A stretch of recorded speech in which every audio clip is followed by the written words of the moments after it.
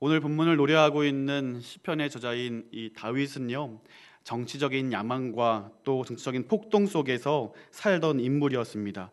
어쩌면 그가 폭동의 대장이 될 수도 있었어요. 그가 폭동을 일으켜 선왕이었던 사울을 죽이고 새로운 왕국을 이뤄갈 수도 있었고요. 또 그가 실제로 왕이 되었을 때에는 반정권 세력의 폭동으로 인하여서 왕좌를 내주어야 하는 위협에 처했기도 했습니다. 비록 그의 아들이긴 했지만 그런 어려움 가운데 살기도 하였습니다.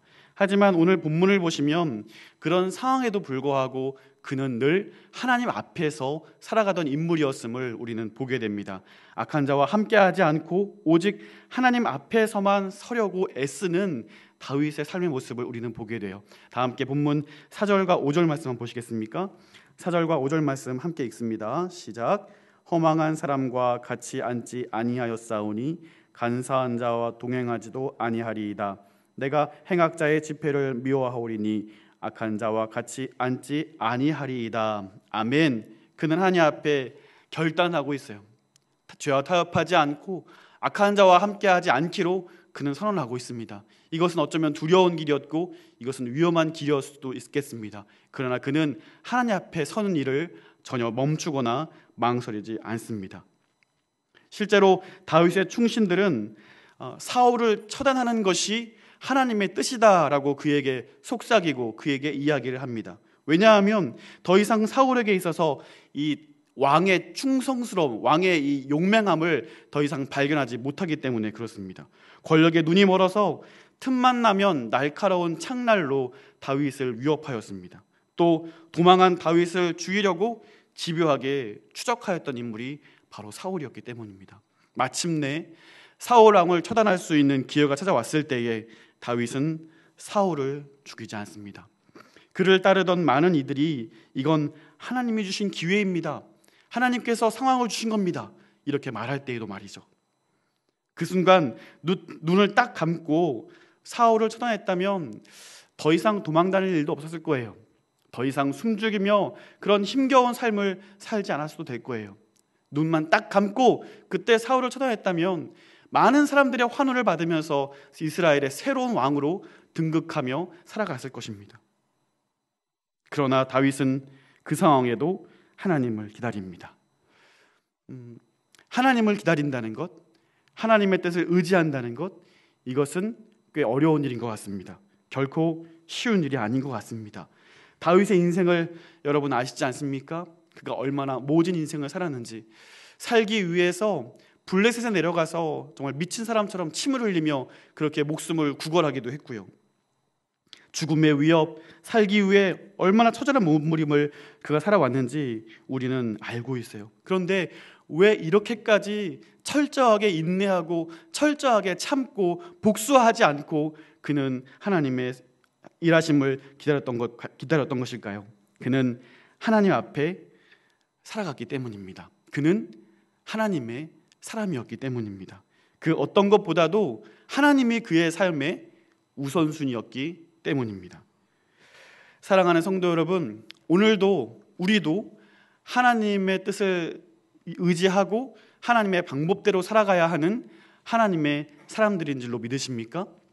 그렇다면 우리도 다윗처럼 하나님을 기다리고 하나님을 인정한 것처럼 하나님의 방법을 사모하며 살아가시기를 간절히 소원합니다.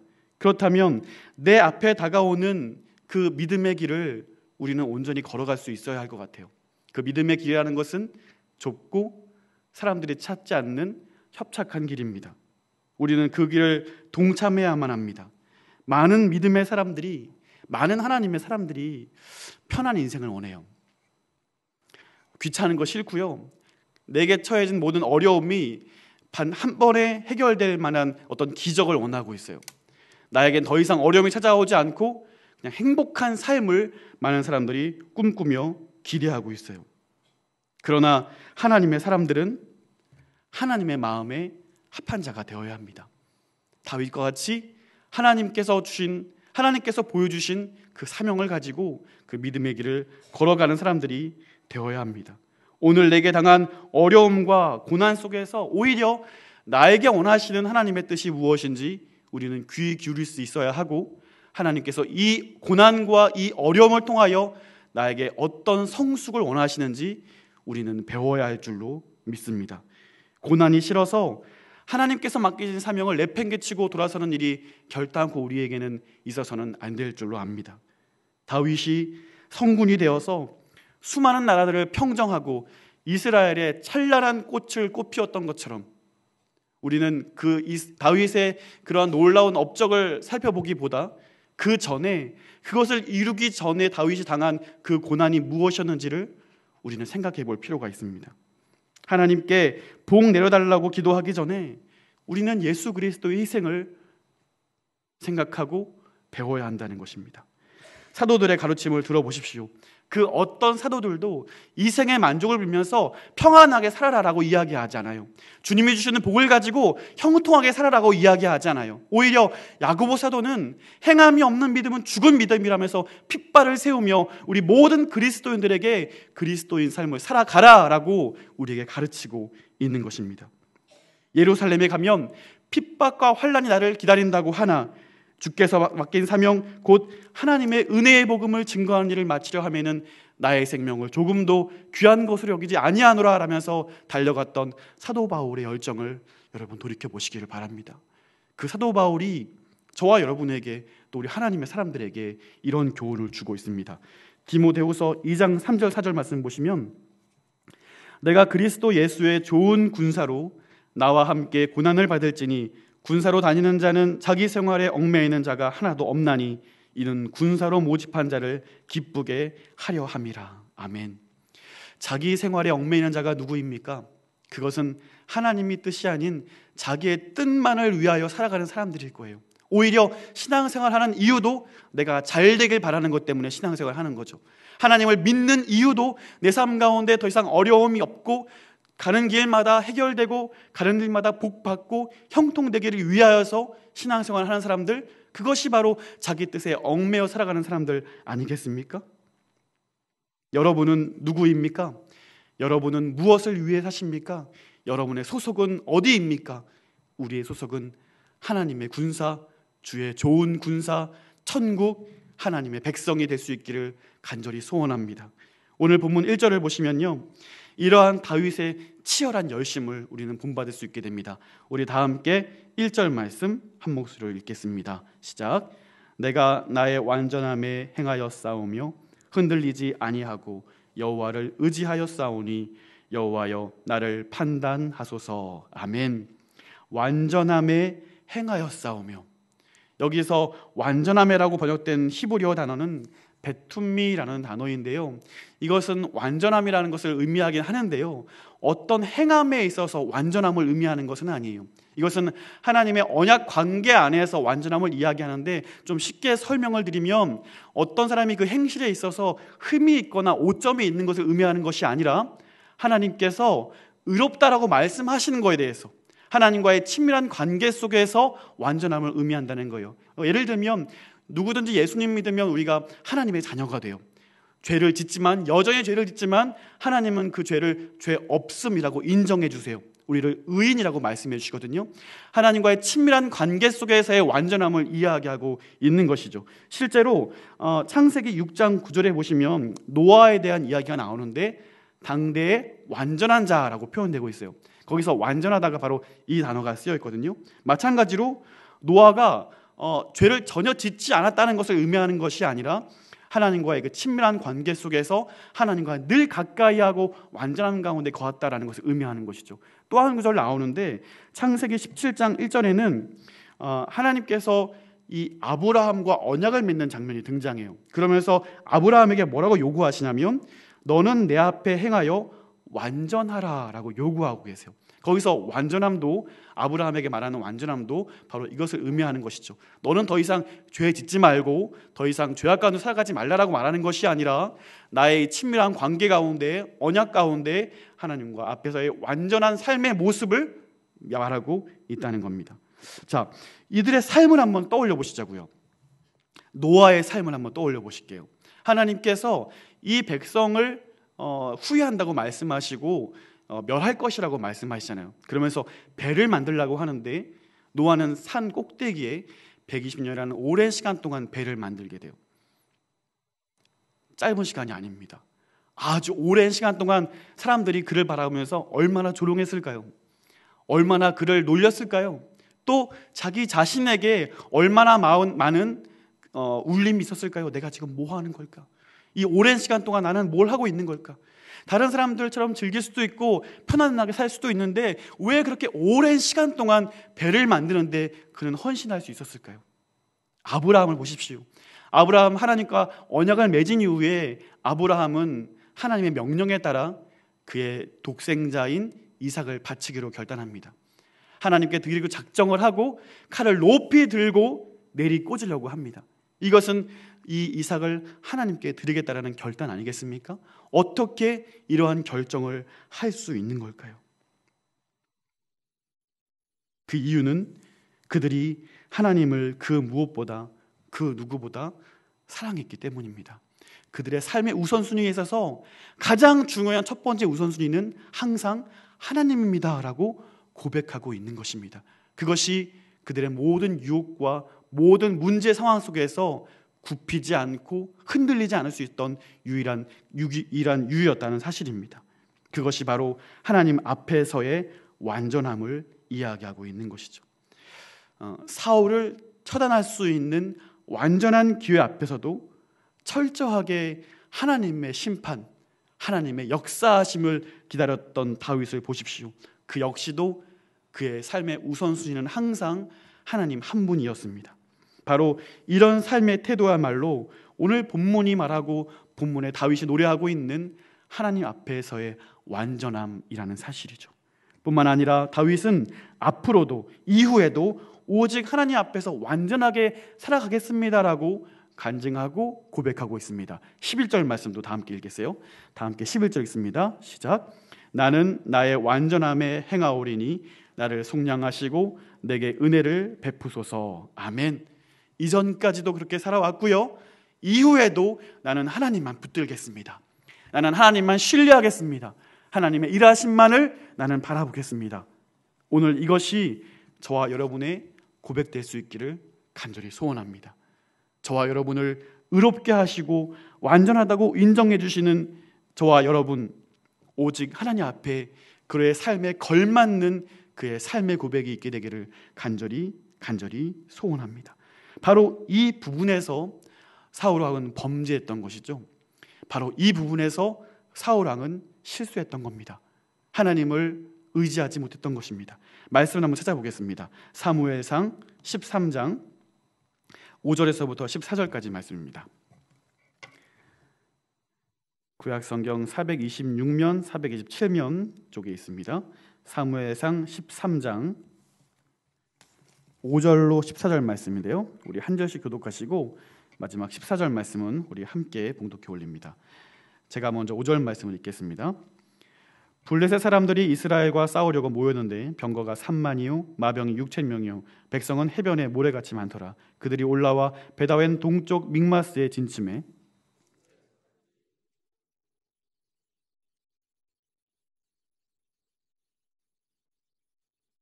어떤 히브리 사람들은 요단을 건너 갓과 길르앗 땅으로 가되 사울은 아직 길갈에 있고 그를 따른 모든 백성은 떨더라.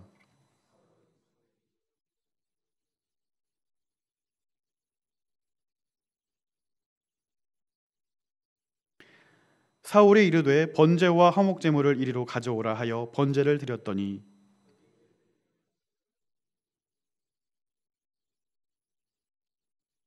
사무엘이 이르되 왕이 행하신 것이 무엇이냐 하니 사울이 이르되 백성은 내게서 흩어지고 당신은 정한 날에 오지 아니하고 블레셋 사람은 믹마스에 모였음을 내가 보았으므로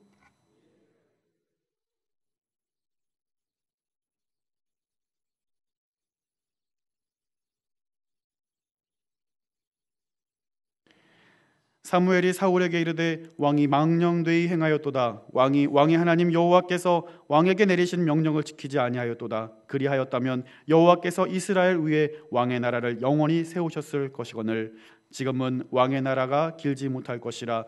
여호와께서 왕에게 명령하신 바를 왕이 지키지 아니하였으므로 여호와께서 그의 마음에 맞는 사람을 구하매 여호와께서 그를 그의 백성의 지도자로 삼으셨느니라 하고. 아멘. 적군의 수가 해변의 모래와 같다라고 이야기합니다. 무장된 병거, 무장된 사람들이 많이 있다고 합니다. 그것을 바라보는 사울의 마음은 두렵습니다. 또 그것을 실제로 바라본 이스라엘 군사들이 흩어지고 있습니다. 점점 마음이 조급해지고 초조해집니다. 군사들이 느꼈던 것처럼 사울 왕은 동일하게 두렵고 떨리는 마음을 가지고 있습니다. 더군다나 번제를 드려야 할 사무엘이 나타나지 않자 결국 자기 자신이 스스로 번제를 드렸던 거죠. 다른 문제도 아니고 생명이 달린 문제잖아요. 누구라도 그렇게 하지 않았을까요? 일단 살고는 봐야죠. 급한 불부터는 끄고 봐야죠. 아무리 하나님의 명령이라도 생명이 달린 문제니까 살고는 봐야 될 것 아닙니까? 다윗이 말하는 완전함에 행하는 것, 노아가 하나님 앞에 완전할 수 있었던 것, 그래서 흔들리지 않고 그 오랜 시간 동안 방주를 만들 수 있었던 것, 하나님께서 아브라함에게 기대하신 이 완전함은 무엇일까요? 한번 따라해 보시겠습니까? 그리 아니하실지라도 하나님만을 신뢰합니다. 하나님만을 내 인생의 주인으로 모시는 것, 철저하게 하나님만을 신뢰하는 일. 사울에게 요구하신 완전함, 그것은 바로 하나님께서 이 사울 왕에게 시험하시는 이 시험 무대였다는 사실을 우리는 기억해야 할 것입니다. 그래요, 누구나 이 상황 가운데 서면 사울처럼 행했을지 모르겠어요. 너무나 중요한 일이기 때문에 내 방법대로, 내게 힘이 있다면 그것은 내가 해결할 수도 있었을 거예요. 그러나 하나님께서 그 어려운 순간에, 그 급박한 순간에 사울의 믿음을 요구하시는 겁니다. 사울이 완전함에 거하는가? 하나님은 그것을 보고 있는 것이죠. 여러분 기억하십시오. 하나님이 사울을 버린 것이 아닙니다. 사울이 하나님을 버린 겁니다. 사울이 하나님의 일하심을 기대하지 못한 것입니다. 그의 말을 들어보십시오. 12절 보시면 부득이라는 표현이 나와요. 부득이. 어쩔 수 없이라는 말 아니겠습니까? 어쩔 수 없이. 아마 당신이었어도 나처럼 했을 것입니다. 두렵고 모든 어려움 가운데 떨고 있는 이 백성들을 위해서 할 수 있는 최선의 방법이었습니다 라면서 사울은 사무엘에게 어쩔 수 없다는 사실을 이야기하고 있어요. 저마다 합당한 이유가 있어요. 지금은 순종할 수 없다라는 저마다의 합당한 이유가 있어요. 지금은 수험생이니까, 지금은 취업을 준비해야 하니까, 지금은 결혼한 지 얼마 안 됐으니까, 자녀를 낳은 지 얼마 안 되었으니까, 지금 사업이 한참 확장 중에 있으니까, 지금은 가정이 어려우니까 나중에 하겠습니다. 지금은 어쩔 수 없습니다. 저마다의 합당한 이유가 있습니다. 그러나 사무엘은 사울에게 이렇게 이야기하고 있습니다. 망령되이 행하였도다. 사무엘이 사울 왕의 이 결정을 바라보면서 왕이 망령되이 행하였도다라고 말하고 있습니다. 이 망령되다는 히브리어 단어 사칼이라는 단어는 하나님 앞에 범죄함을 이야기하고 있는 거예요. 경솔함을 이야기하고 있는 겁니다. 어리석게 행하는 것을 이야기하고 있는 거죠. 사울이 결정한 그것이 하나님 앞에 보기에 어리석은 일이었고 미련한 일이었다라는 것입니다. 다윗은 이러한 사울의 불의를 지켜보면서 정의란 이름으로 혁명을 일으키지 않습니다. 많은 사람들이 다윗을 지지하고 사울을 처단하는 것이 하나님의 뜻입니다라고 이야기할 때 그 인기를 등에 업고 사울을 처단하는 일을 하지 않습니다. 그는 철저하게 하나님을 의지합니다. 죽음의 위협 속에서도, 지금 사울이 두려워했던 그 죽음의 문제 앞에서도 똑같이 다윗은 그것을 겪으면서 하나님을 인내합니다. 하나님을 의지합니다. 그러한 믿음과 신념이 있었기에 죽음도 두려움도 그를 위협하지 못한 것 아니었겠습니까? 다윗은 자신을 구원할 분이 오직 하나님이란 사실을 철저하게 신앙 고백합니다. 여러분, 우리 27편 다윗 본문 넘어가셔서 시편 27편 보시면 1절에 이렇게 다윗이 고백하고 있어요. 여호와는 나의 빛이요 나의 구원이시니 내가 누구를 두려워하리요? 여호와는 내 생명의 능력이시니 내가 누구를 무서워하리요. 여러분, 하나님을 신실하게 사랑하고 모든 삶의 우선순위에 있어서 하나님을 최고의 우선순위에 두었던 다윗은요, 이렇게 하나님 앞에 담대하게 서 있습니다. 상황이 자기가 원하는 대로 이루어지지 않는다고 할지라도 그는 하나님의 뜻을 잠잠히 기다리며 자신의 방법대로 일을 헤쳐나가지 않습니다. 하나님을 기다립니다. 하나님을 사랑합니다. 여러분, 생각해 볼 것이 하나 있습니다. 그렇다면 지금 다윗과 계속해서 비교되는 이 사울 왕은 원래 악한 인간이었을까요? 원래 처음부터 그가 하나님 앞에 범죄하는 인물이었을까요? 전혀 그렇지 않다는 거예요. 왕권에 대해서 그가 욕심이 생겨서 그 권력에 눈이 멀기 전까지만 해도 그는 하나님을 참 사랑했던 사람이었습니다. 하나님께 붙들려서 귀하게 한 시대에 쓰임받았던 하나님의 귀한 인물이었다는 거예요. 역사적으로도 위대한 업적을 남긴 사람이에요. 그는 훤칠했고 또 잘생겼고 누구보다 머리가 하나 더 있을 정도로 키가 컸고 모든 사람들이 그를 좋아했습니다. 그는 하나님의 영으로 세례를 받았습니다. 또 좋은 가문의 출신이었어요. 사울은 사사시대의 패역한 이스라엘의 흑역사를 바로잡았던 인물이에요. 군기라고는 전혀 없던 백성들을 모아서 군대를 조직하고 지역의 모든 나라들을 점령하여서 이 이스라엘 왕국을 새로이 개편한 새로운 하나님의 일꾼이었습니다. 그는 하나님의 능력으로 모든 전쟁에서 승리를 거두었고 적을 무찌르고 또 무찔러서 이 이스라엘을 강대한 민족으로 만들었던 인물입니다. 더욱이 사울은 하나님의 영에 충만했던 사람입니다. 또 그는 선지자이기도 하였습니다. 모든 사람들이 추구하던 것을 갖추고 있던 사람이었죠. 하나님의 능력으로 일하던 사람이었습니다. 그러나 그의 그 모든 위대함은 오래도록 지속되지 않았습니다. 하나님보다 더 좋은 것이 생겼기 때문입니다. 하나님보다 자기를 더욱 돋보이게 해줄 만한 것이 그의 눈앞에 잡혀있기 때문입니다. 언젠가부터 왕권과 명예, 이것이 그의 삶의 목적이 되기 시작하면서 그는 죄악의 길을 걸어가게 됩니다. 모든 것을 진멸하라는 하나님의 명령에 그는 귀 기울이지 않습니다. 그때도 핑계를 대긴데요.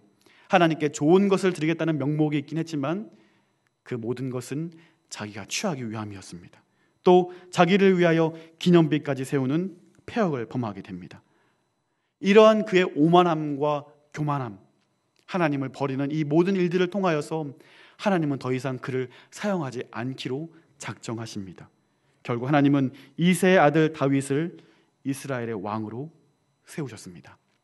자, 그렇다면 여러분, 사울 왕이 이처럼 한데 위대하게 하나님께 쓰였음에도 불구하고 하나님을 배신하고 교만하여 하나님께 버림을 받았다면 오늘 새롭게 이스라엘 왕으로 등장한 다윗은 안전할까요? 그는 하나님 앞에 안전할까요? 그는 늘 신실하고 늘 범죄하지 않고 늘 겸손한 사람으로 살아가는 완전한 인간이었을까요? 그렇지 않다는 겁니다. 다윗도 연약할 수밖에 없고 죄에 지을 수밖에 없는 연약한 인간이었다는 사실을 우리는 알고 있습니다. 그래요. 바로 그 이유 때문에 하나님은 이 사울 왕을 통하여 다윗을 훈련시키길 원하신 겁니다. 사울 왕의 모습을 보면서 다윗이 준비되길 원하셨던 겁니다. 다윗이 배우길 원하셨던 것입니다. 다윗은 사울 왕을 통하여서 하나님을 사랑하는 방법을 깨닫게 됩니다. 끝까지 하나님을 사랑하는 방법을 깨닫게 됩니다. 사울의 광적인 추적을 받으면서 다윗은 깨어집니다. 그 깨어짐을 통하여서 원수에게 저항하지 않는 방법을 배웁니다.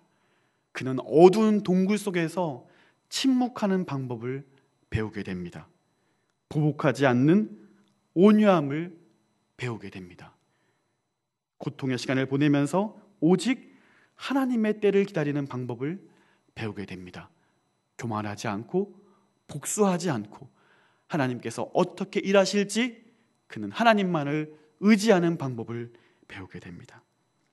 성경을 보면 하나님께서 이렇게 크게 칭찬하는 하나님의 사람들은 다 하나님을 기다릴 줄 알던 사람이었습니다.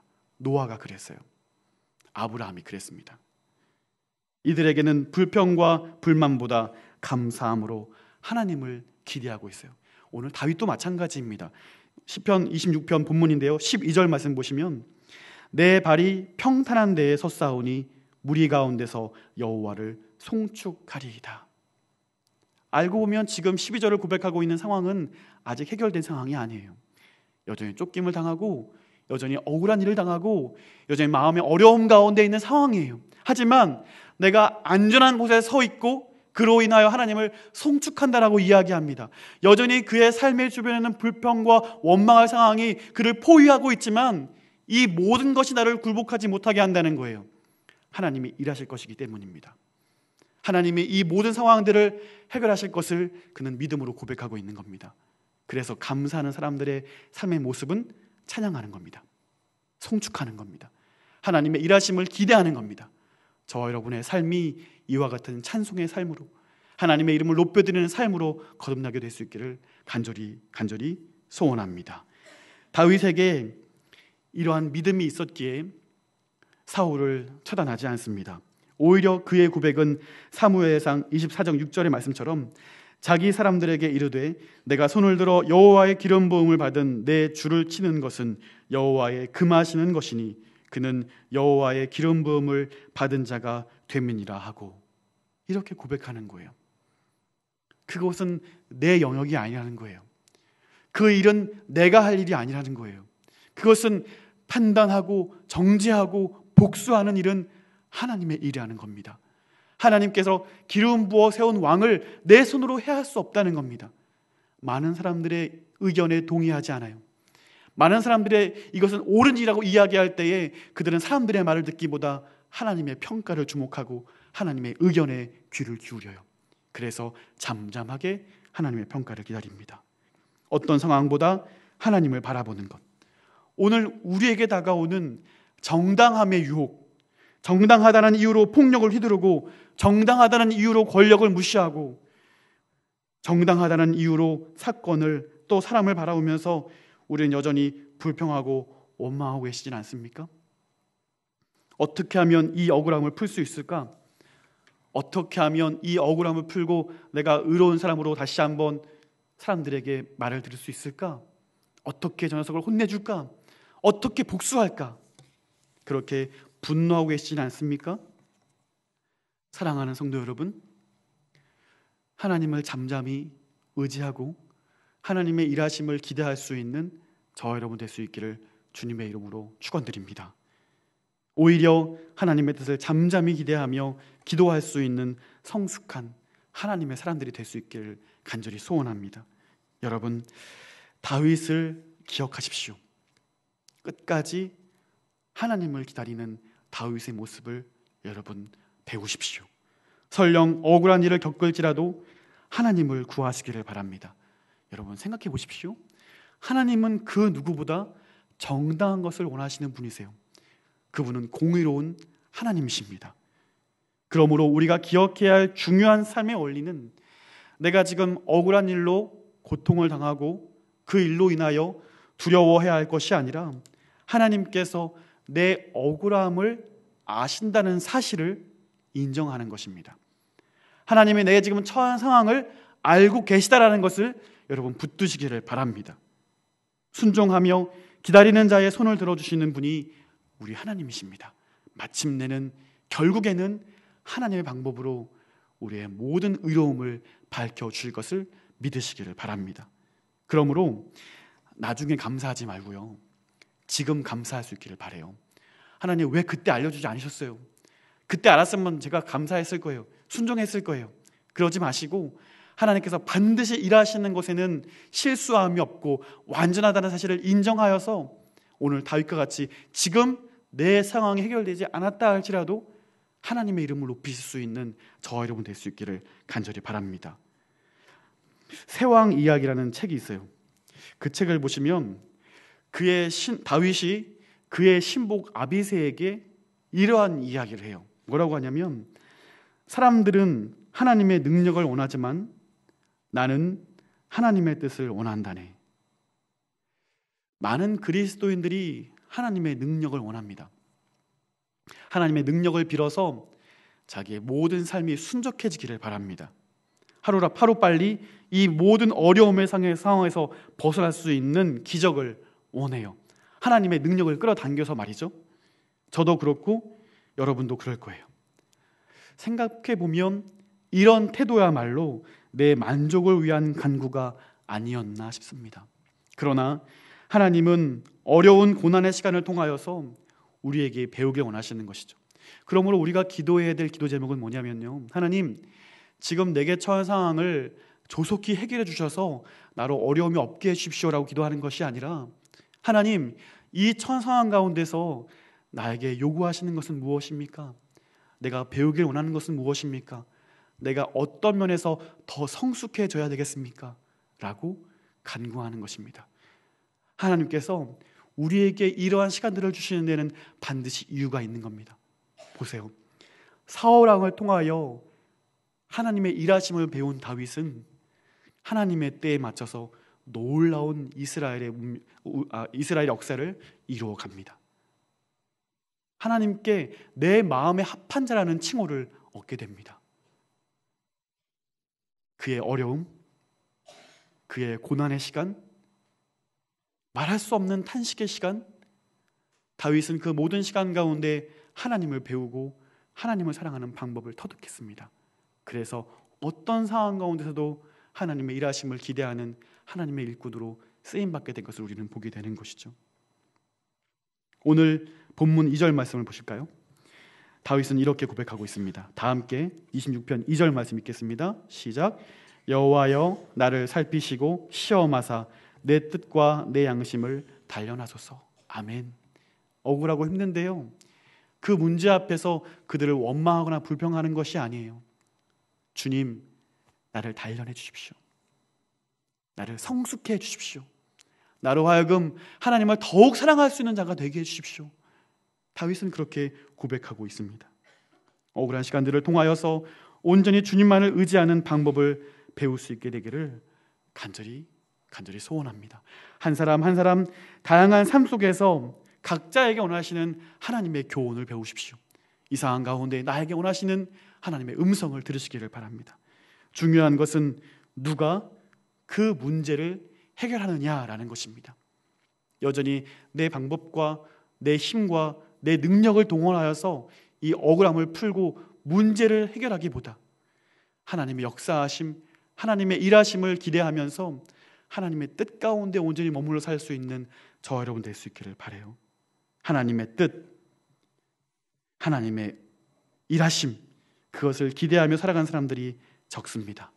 그러나 24시간 하나님을 사랑하고 하나님을 의지하고 하나님을 기다리는 사람들에게 하나님은 직접 그 문제를 해결해 주시는 분이십니다. 어느 것이 쉬울까요? 내가 해결하는 삶, 하나님이 해결해 주시는 삶. 어느 삶이 편할까요? 오늘 우리는 하나님이 해결해 주시는 삶을 살아갈 수 있게 되기를 간절히 바랍니다. 다윗의 고백을 들어보십시오. 나의 힘이신 여호와여, 내가 주를 사랑하나이다. 함께 기도하시겠습니다.